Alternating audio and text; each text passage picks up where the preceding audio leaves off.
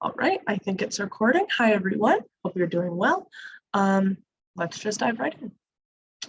So it is time to acknowledge the fact that adolescents are curious about sex. It is time to acknowledge the fact that adolescents are further having sex. All right, so that leads us to my paper, a critique on the approaches of sex education in the United States. All right, so first I want to talk to the significance.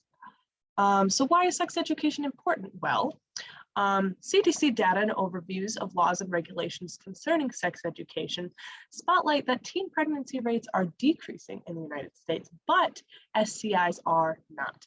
In 2013, adolescents made up nearly half of the 18.9 million cases of sexually transmitted infections, STIs, even though they only make up about 25% of the sexual active population in the United States. In 2020, this number has since gone up to about 20 million, right? So it's on the rise. Further, poor sex education leads to unfortunate things. I would like to share a small unfortunate anecdote. Back in 2019, I attended the MSU Autism Conference and heard of a parent whose child had autism and was uneducated on the concept of sex and how it affected the world and him. At the age of 17, he was contacted online by a 13-year-old neurotypical girl who coerced him into doing sexual acts with her.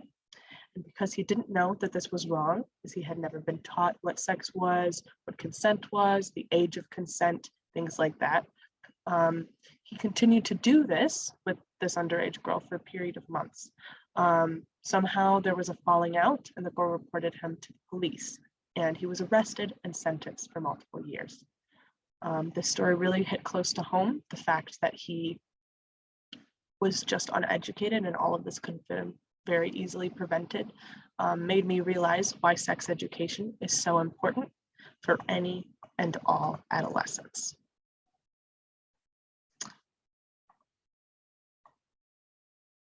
So currently in the United States, there are no federal laws on the topic of sex education, so it is instead left to state and local governments. There are two types of sex education curriculums prevalent in the United States. There is abstinence only and comprehensive. Abstinence only sex education has a very specific criteria that it has to adhere to, which has as its exclusive purpose teaching the social, psychological, and health gains to be realized by abstaining from sexual activity.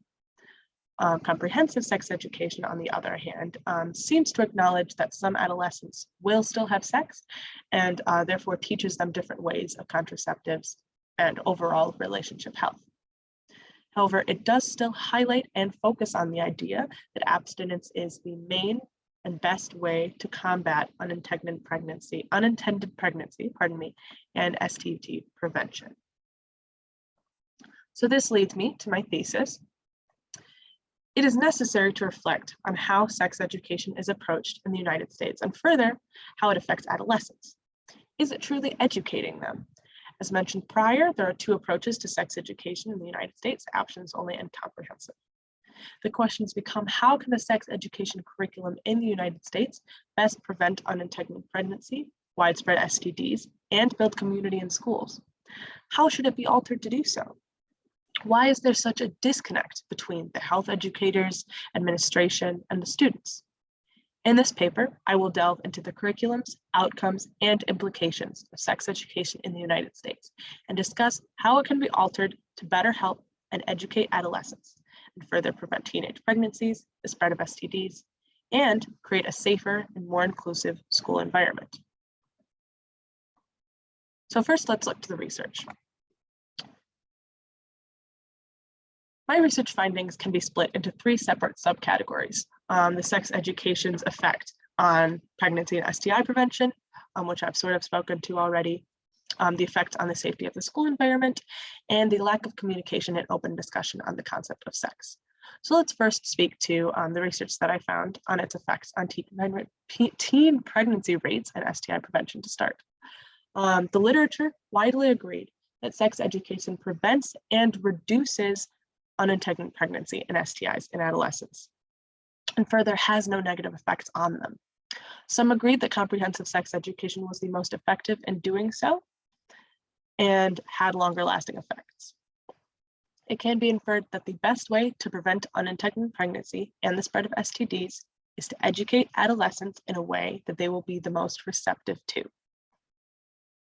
Next, let's speak to sex education's effects on school safety. So comprehensive sex education may prevent outcasting and bystanding to bullying in schools, specifically concerning the LGBTQ community. A 2017 Dutch study found that having a more extensive sexuality education and having more topics covered, otherwise, having more extensive and more inclusive and more in-depth sexuality education curriculum was related to an increase in the willingness to intervene when witnessing LGBTQ name calling by teachers and school personnel, according to both males and females. It is assumed that this can also be applied to neurodivergence. That's something that I would like to do a bit more research on myself. Let us now speak to the lack of communication and truly unopened discussion of sex and why it hinders adolescence.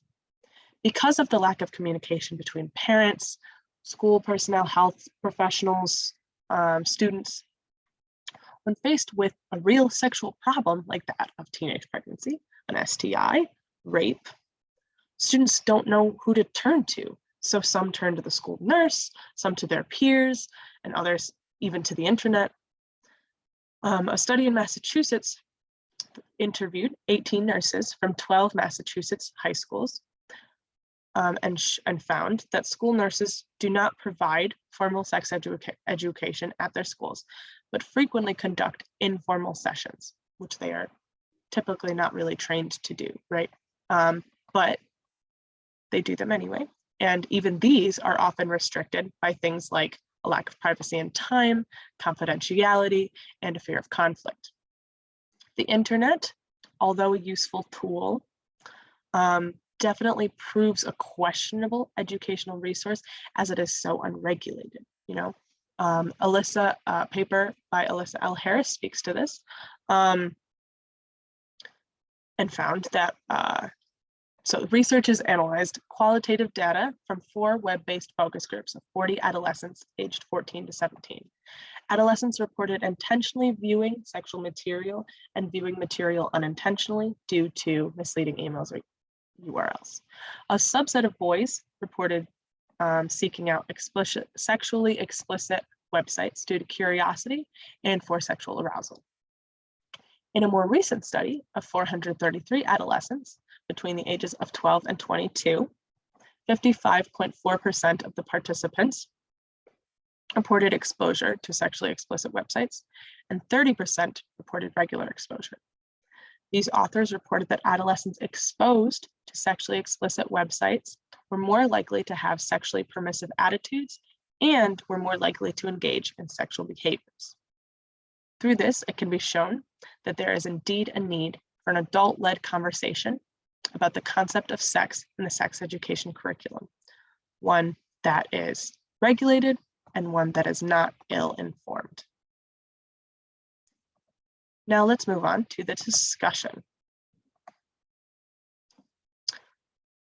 Melissa Lahan-Mackin, in her article, Parent Perceptions of Sexual Educational Needs for Their Children with Autism, recommended implementing an interactive curriculum, perhaps with the use of technology, to help adolescents better understand what sexual activity can include and why contraceptives and consent are important.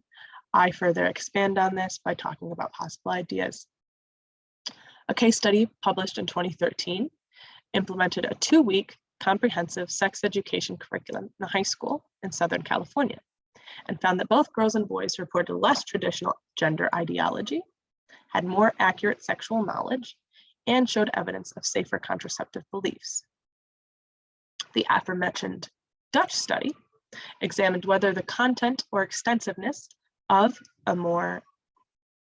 sexual education at the beginning of the school year is related to a decrease in LGBTQ name calling and an increase in the willingness to intervene when witnessing LGBTQ name calling at the end of the school year. So it compared the beginning to the end, right? Findings from this show that having a wide variety of topics covered in sex education and its curriculum, not just sexual diversity, was indeed related to an increase in a perceived willingness to intervene when witnessing LGBTQ name calling by teachers, school staff, fellow students, and youth themselves. So, intertwining these philosophies and curriculums may be the key for solving the problem that substandard sex education has become in the United States. Thank you.